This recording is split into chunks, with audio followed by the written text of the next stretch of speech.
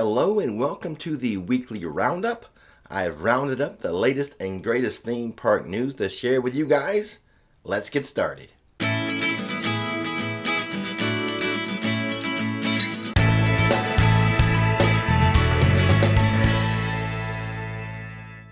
Actually, before we get started, let me welcome some new Flicksters to the channel. We have Todd Wynn as a new executive producer. And then new producers in Adam, Peggy, Bella, and Mercedes. And then new supporters are Mary Jane Fry, David Fry, Melinda Perry, and Jeffrey Sinsing. Thanks for joining the team, everybody. And now on to the news. We'll start with Busch Gardens. They are going to have their pass holders, their annual pass holders, have a preview of Iron Gwazi next year. Iron Gwazi is set to open in March of 2022. Pass holders will be among the first to ride it as part of what Busch Gardens is calling a Passport to Thrills celebration. This exclusive after-hours event will include entertainment, refreshments, and more. To qualify for the special preview, pass holders must visit the park at least 3 times between September 6th and December 31st and be an active pass member through March 31st of 2022. Once they qualify, pass members will receive an invitation to Iron Gwazi's Passport of Thrills. Busch Gardens also revealed its calendar of events for 2022. The lineup includes such events as the Food and Wine Festival, Summer Nights, Beer Fest, and Hallow Scream. Busch Gardens also announced that Adventure Island, its water park, will now be open year-round, not just seasonally.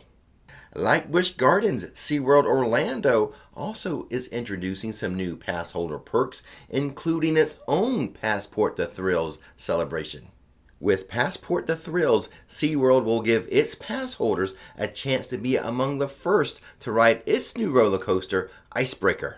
Icebreaker opens to the general public in February of 2022. Pass holders who visit the park at least 3 times between September 7th and December 31st will be invited to a VIP Icebreaker preview. Stuff is opening up at Epcot again. The Creation Shop, the new flagship store at Epcot, and the new Club Cool will both open on September 15th. Creation Shop is located in the former Mouse Gear building and will feature a sleek new design. The new Club Cool is located next to the Creation Shop and features different Coca-Cola flavors from around the world that guests can sample. And yes, the infamous Beverly flavor is returning. Club Cool will also feature some new experiences, but Disney hasn't told us what they're going to be yet. Just in case you missed my Universal Orlando update video, I will leave a link to it in the description box, but here's the big news from that video. The Dark Arts projection show at Hogwarts Castle will return. It will be returning starting nightly on September 18th with shows from dusk until park closing.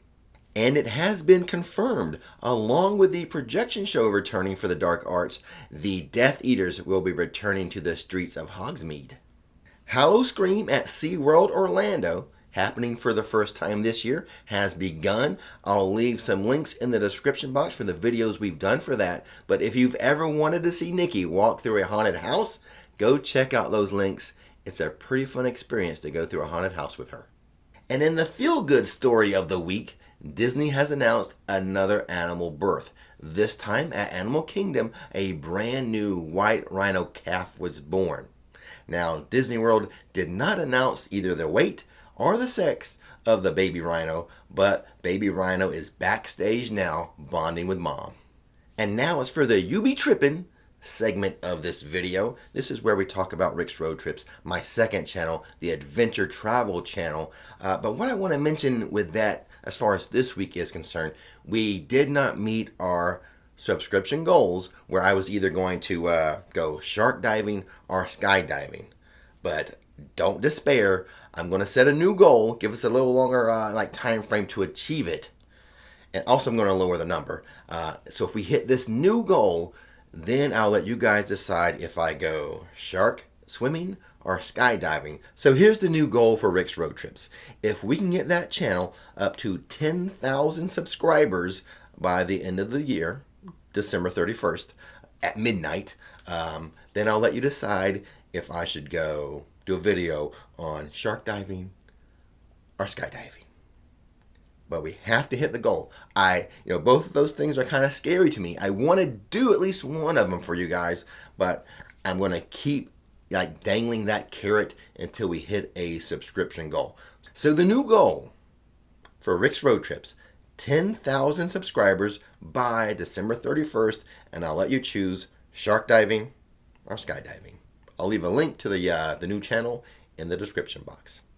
And now it's time for questions and answers, and as I do not have Nikki with me this week, I have to do both parts of this. Without extra pay, by the way. I should dock Nikki for not being here, right? So we have the first question is from Matthew. I'm going to Universal Orlando the 16th through the 20th of September, so that's coming up fast. And I was wondering about stuff with the crowds for Halloween Horror Nights. That's on Sundays. He's going to be attending on Sunday. They're not getting express passes. How much could we probably get done while not rushing?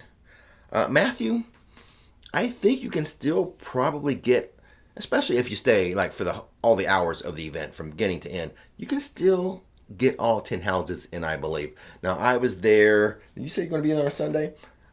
I've been there on a Sunday. And, I'm seeing wait times between 35 and 45 minutes. At least the last time I was there. But, that's not guaranteed what you're going to see. But if the wait times are between 35 and 45 minutes, you should be able to get through all the houses and also just enjoy the ambiance and whatnot of the scare zones as well. And some food and stuff. So I think, especially if you're there from beginning to end, do it all. And number 2 is from Jamie. I'm visiting Universal in November on the 12th and the 13th, and I was wondering if you could give an update on Ollivander's Wand experience. Are there still any COVID restrictions?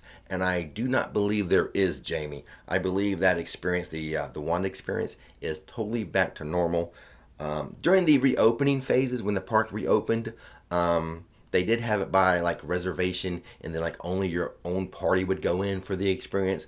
But I do believe parties are now mixed and back to normal pretty much. So next we have Marie. Any truth to the rumor that an arm of the People Mover will be extended in and around the new Tron roller coaster ride? So this is a rumor. I don't think it's a very strong rumor. The concept art really doesn't account for that, and I think they've made adjustments to the railway to kind of go around or through or under Tron. So I don't think they're going to do anything. Now, this is my opinion. I don't have any insider information. I do not think the People Mover is going to go by Tron. Or they're going to change it to go through it or around it or anything like that. So, but that rumor's out there. You can choose to believe it or not believe it. This is one rumor that I am choosing not to believe. Next up is Rachel. We will be going to our first HHN as Premier Pass holders. I noticed in the fine print that valet on event nights is not included. Will we be able to use our valet perk prior to 5 when we go to HHN and pick our vehicle up at 1 a.m. or 2 a.m. Tip only? No. So here's how valet is working. Now, you can valet park there anytime during the day, but you have to pick your car up, I think it's by 7 p.m. or else there will be a charge. And I think that charge for a Premier Pass holder is $45. So you'll get a break, a little price reduction, but it won't be your usual free valet that, plus tip that you get with normally. For HHN, I believe the cost is $45 if you pick your car up after 7 p.m. Next up, we have Delilah. My fiance and I will be visiting Universal Resort next week. Are masks required for waiting in the queues or on the rides? So they're not required. Universal is still just recommending everyone follow the CDC guidelines. But as far as a requirement, like Disney World, it is a requirement. Everyone has to put a mask on when you enter an indoor queue. Now, Universal, there is no such requirement.